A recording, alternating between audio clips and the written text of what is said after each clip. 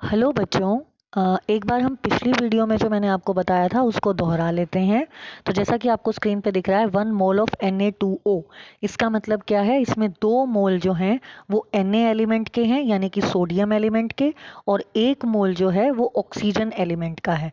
अब 2 मोल अगर sodium element के हैं तो उसमें नंबर ऑफ एटम्स कितने होंगे? 2 गुणा 6.023 गुणा 10 की पावर 23 एटम। इसी तरह 1 मोल अगर ऑक्सीजन एलिमेंट का है तो उसमें एटम कितने होंगे? 6.023 गुणा 10 की पावर 23 एटम्स।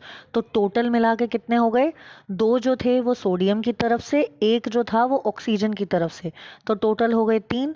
तो 1 मोल ऑफ Na2O में टोटल एटम्स कितने हैं? 3 into 6.023 into 10 raise to power 23 atoms total हैं। ये चीज़ हमने पिछली वीडियो में सीख ली थी। तो पिछली वीडियो में हमने 1 मोल के लिए ही कैलकुलेट किया था, 1 mole of Na2O, 1 mole of NaF, 1 mole of H3PO3। लेकिन अगर 1 मोल से ज़्यादा हो तो हम क्या करेंगे, वो हम इस वीडियो में जानेंगे। अभी देखो, अभी हमारे पास क्या है, 2 मोल ऑफ CO2 है। तो 2 मोल ऑफ CO2 को हम कैसे लिख सकते हैं? 2CO2। तो अब कार्बन कितनी हो गई? 2, और ऑक्सीजन कितनी हो गई? 2 दूनी 4। तो यानी कार्बन कितने मोल है? 2 मोल ऑफ कार्बन एलिमेंट, और जबकि ऑक्सीजन कितना हो गया? 4 मोल ऑफ ऑक्सीजन एलिमेंट। ठीक है, तो जो 2 बाहर लिखा हुआ है 2 मोल्स जो है वो 2 सबका है, यानी कार्बन का भी है ऑक्सीजन का भी है। तो कार्बन जितनी संख्या थी वो 1 थी, तो 2 गुणा 1 2 मोल ऑफ कार्बन एलिमेंट हो गए। ऑक्सीजन जो थे CO2 में 2 हैं, तो 2 बाहर से और 2 अंदर से, तो 2 दूनी 4। जो बाहर संख्या लिखी होती है वो हमेशा अंदर वाली संख्या के साथ गुणा होती है। जैसे कार्बन के आगे संख्या, कार्बन की दाईं तरफ कोई भी संख्या नहीं लिखी हुई है, तो इसका मतलब क्या है? कार्बन 1 है। तो यानी कि 2 एकम 2, तो 2 कार्बन हो गए।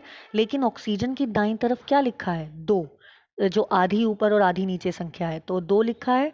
तो 2 बाहर वाला भी है, 2 मोल वाला, तो वो आपस में गुणा होके क्या बन जाएंगे? 2 दूनी 4। तो जैसा कि आपको दिख रहा है, कार्बन 2 मोल हो गए, ऑक्सीजन 4 मोल हो गए। तो अब 2 मोल कार्बन एलिमेंट में नंबर ऑफ एटम्स कितने होंगे? 2 into 6.023 into 10 raise to power 23 atoms होंगे। इसी तरह ऑक्सीजन कितने हो गए? 4 मोल्स ऑफ ऑक्सीजन एलिमेंट हो गए। तो टोटल एटम कितने हो जाएंगे अब इसके अंदर? 4 गुना 6.023 गुना 10 की पावर 23 एटम। तो अब अगर मैं टोटल देखने चलूँ 2 मोल ऑफ CO2 में, तो टोटल कितने हो गए? 2 कार्बन की तरफ से, 4 ऑक्सीजन की तरफ से, तो टोटल कितने हो गए? 6। तो 6 गुना 6.023 गुना 10 की पावर 23 एटम्स। अब बच्चों एक चीज़ ध्यान रखना कि मैंने जैसे 2CO2 लिखा है सबसे ऊपर वाली लाइन में, तो इसका मतलब 2CO2 का क्या मतलब है? यहाँ पे गुणा हो रही है। 2 इंटू कार्बन का 1 था, तो 2 गुणा 2 1 2 आ गया। इसी तरह जो ऑक्सीजन का 2 दाईं तरफ वाला था उसके साथ 2 गुणा 2 हुआ है। लेकिन जब अलग अलग एलिमेंट के हमने देखे, कार्बन के 2 into 6.023 into 10 raise to power 23 था, ऑक्सीजन का 4 into 6.023 into 10 raise to power 23 था। तो अब ये जो अलग अलग एलिमेंट्स के 2 और 4 थे ये आपस में जमा होंगे। ठीक है, तो जो 2 था जिसे हम ब्रैकेट के बाहर मान के चलते हैं, जो 2 अंदर सबका है, वो अंदर गुणा होता है। लेकिन जब 2 अलग अलग एलिमेंट्स के हों, जैसे 2 कार्बन की तरफ से, 4 ऑक्सीजन की तरफ से, तो वो आपस में जमा होंगे। और क्या आ जाएगा? 6 गुना 6.023 गुना 10 की पावर 23 एटम्स। और ये किस में है? 2 मोल ऑफ CO2 के अंदर है। ठीक है, और ज़्यादा क्लियर हो जाएगा और ज़्यादा साफ हो जाएगा आपको आगे जो मैं एग्जाम्पल करवाऊंगी उनमें। तो ध्यान से सुनना, ध्यान से समझना।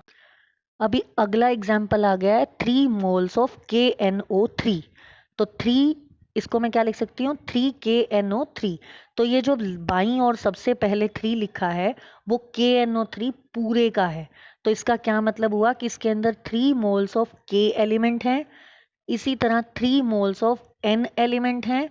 और अगर ऑक्सीजन की बात करें तो 3 बाईं ओर वाला और 3 दाईं ओर वाला आपस में गुणा होकर कितने हो गए? 9 मोल्स ऑफ ऑक्सीजन एलिमेंट हो गए इसके अंदर। तो 3 मोल्स ऑफ के एलिमेंट में कितने एटम्स होंगे? 3 into 6.023 into 10⁻23 atoms. 3 moles of an element में कितने होंगे? 3 into 6.023 into 10⁻23 atoms. 9 moles of oxygen element में कितने होंगे? 9 इंटू 6.023 इंटू 10⁻23 एटम्स। तो 3 मोल्स ऑफ KNO3 में टोटल कितने एटम्स होंगे? 3 के की तरफ से, 3 एन की तरफ से और 9 ऑक्सीजन की तरफ से। तो 3 और 3 6, 6 और 9 15। तो टोटल कितने हो गए? 15 गुना 6.023 गुना 10 की पावर 23 एटम्स। अब 3 3 और 9 आपस में जमा हुए हैं, गुणा नहीं हुए। लेकिन ऑक्सीजन वाले में क्या हुआ था? 3 तिया 9 मोल हमने गुणा करी थी। अभी अगला एग्जाम्पल देखो, 4 मोल ऑफ H2SO4। इसको मैं कैसे लिख सकती हूँ? 4 H2SO4। तो ये जो 4 है ये अंदर सबका है, H2SO4 सबका है। तो शुरू में हाइड्रोजन का अगर हम देखें तो 4 ब्रैकेट के बाहर वाला और हाइड्रोजन के आगे क्या लिखा है? 2। तो 4 दूनी कितने हो गए? 8। यहाँ गुणा होगी, 4 दूनी 8 मोल ऑफ हाइड्रोजन एलिमेंट हैं। इसी तरह सल्फर के आगे कुछ भी नहीं है, तो सल्फर यानी अंदर एक ही है, बाहर वाला 4, 4 गुना 1, 4 मोल ऑफ सल्फर एलिमेंट। इसी तरह ऑक्सीजन के आगे यानी कि दाईं तरफ भी 4 लिखा है और ब्रैकेट भी बाहर के बाहर भी क्या था? 4। तो चौक चौक कितना हो गया? 16 मोल्स ऑफ ऑक्सीजन एलिमेंट हो गया। अब 8 मोल ऑफ हाइड्रोजन एलिमेंट में कितने एटम होंगे? 8 गुना 6.023 गुना 10 की पावर 23 एटम। इसी तरह 4 मोल सल्फर के हैं, उसके अंदर कितने एटम होंगे? 4 गुना 6.23 गुना 10 की पावर 23 एटम।